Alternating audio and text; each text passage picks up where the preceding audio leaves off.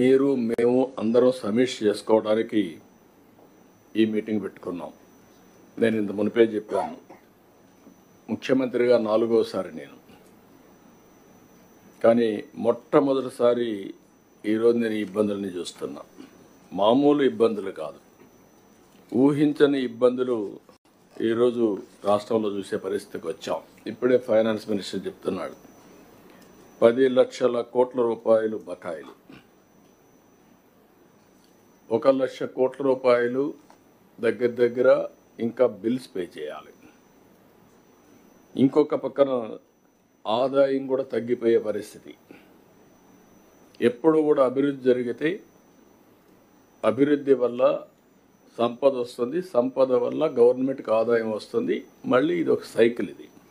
అది టోటల్గా మిస్ అయ్యే పరిస్థితి వచ్చింది. 10 లక్షల కోట్ల రూపాయలకి ఇప్పుడు బారో చేయాలన్నా FRBM పర్మిట్ చేసే పరిస్థితి లేదు.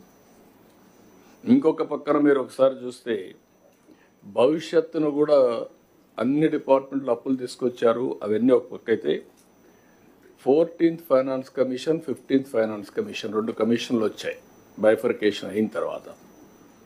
14th ఫైనాన్స్ కమిషన్ 14 నుంచి అమలులోకి వచ్చింది, 14-15 నుంచి ఆ ప్రాంతంలో.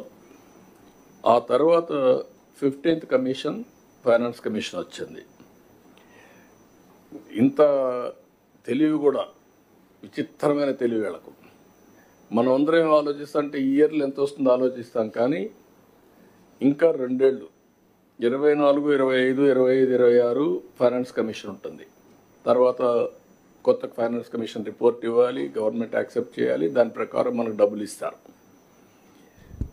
14th ఫైనాన్స్ కమిషన్ 22,112 కోట్లు మనం తీసుకుంటే 5 ఏళ్ళు వీళ్ళు వచ్చిన తర్వాత 62,000 కోట్లు 14th, 15th డ్రా చేశారు. 15th ఫైనాన్స్ కమిషన్ 24, 25, 25, 26 కూడా డ్రా చేసేశారు. ఈ 2 ఏళ్ళకు కూడా డబ్బులు వచ్చే పరిస్థితి లేదు. అంటే ఆపర్చునిటీ కూడా ఏ విధంగా ఎక్స్ప్లాయిట్ చేశారనేది ఒక ఎగ్జాంపుల్ ఇది. అది చూసినప్పుడు నాకే షాక్ వేసింది, ఎంత తెలివిరా వీళ్ళకని చెప్పి అనిపించింది మా ఫైనాన్స్ సెక్రటరీ చెప్పినప్పుడు. అంటే ఇప్పుడు ఒక పక్క సూపర్ 6 ఇచ్చాం, ఒక పక్క గవర్నమెంట్ రన్ చేయాలి, ఒక పక్క FRBM రెస్ట్రిక్షన్స్ ఉన్నాయి. కానీ ఒక్క ప్రజలు ఇచ్చినటువంటి విజ్డమ్ ఏంటంటే ఒక రైట్ డెసిషన్ తీసుకున్నారు. ఆ రైట్ డెసిషన్ 21 మందిని గెలిపించడం. నేను కానీ, పవన్ కళ్యాణ్ గారు కానీ, నరేంద్ర మోడీ గారు ప్రధానమంత్రిగా మేము ప్రజలను అప్పీల్ చేసినప్పుడు ప్రజలను నమ్మి మా మీద విశ్వాసం పెట్టారు. అది ఈరోజు కేంద్రంలో వెంటిలేటర్ పైన ఉండే రాష్ట్రానికి ఆక్సిజన్గా వాళ్ళు సప్లై చేసే పరిస్థితి వచ్చారు. కొంతవరకు నిలదొక్కునే పరిస్థితికి వచ్చాం. ఇవి ఒక ఎత్తు అయితే, ఇంకొక పక్కన భూ కబ్జాలు హాంట్ చేస్తున్నాయి. 60% of complaints are land grabbing or accounts mark చేయడం, 22A మార్క్ చేయడం, ఇవన్నీ కూడా 60% ఇవే ఉన్నాయి. నిన్నటి వరకు మద్యం మాఫియా దానికి ఒక సవాలుగా తయారైంది. ఇప్పుడిప్పుడే ట్రాక్లో పెడుతున్నాం, ఇంకా మీరు కూడా పెట్టాల్సిన అవసరం ఉంది. ఇసుక దోపిడీ ఇది ఒక పెద్ద సవాల్. ఫ్రీగా ఇసుక ఇస్తానన్నా అది అమలు చేయాలంటే ఒక పెద్ద సవాల్గా తయారయ్యే పరిస్థితి వచ్చింది. దీన్ని కూడా సెటిల్ చేస్తున్నాం. ఎట్టి పరిస్థితులు ఉపేక్షించాం. ఇప్పుడిప్పుడు గాడిలో పడింది, కానీ ఇంకా పూర్తిగా దీన్ని నర్చర్ చేయాల్సిన అవసరం ఉంది.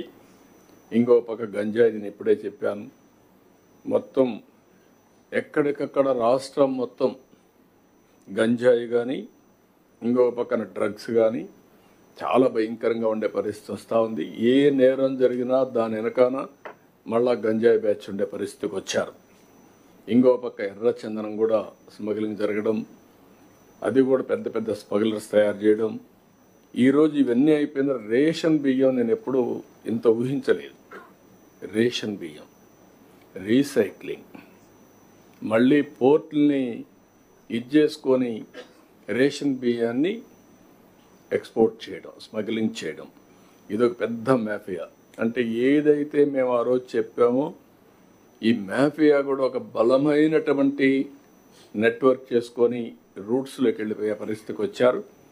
కానీ ఒకటే నేను మిమ్మల్ని కలెక్టర్స్ అందరినీ కోరుతున్నా, ఐఎమ్ వెరీ క్లియర్, ఎట్టి పరిస్థితిలో మీ జిల్లాలో ఎక్కడైనా సరే ఇలాంటి ఉంటే మాత్రం మీరు ఇంకా డెప్త్కి వెళ్ళాల్సిన అవసరం ఉంది. రూట్స్తో కూడా పెకలించాలి, కట్ చేయాలి. ఇవి రాబోయే 2-3 నెలల్లో ఈ ప్రభుత్వం ఎక్కడ ఉపేక్షించాం, ఫర్మ్గా ఉంటాం. మిమ్మల్ని కూడా అందుకే నేను కోరుతున్నా, దీన్ని ఏ విధంగా చేయాలో ఎప్పటికప్పుడు ఐడియాస్ ఇస్తాం. మీరు కూడా ముందుకు పోవాల్సిన అవసరం ఉంది.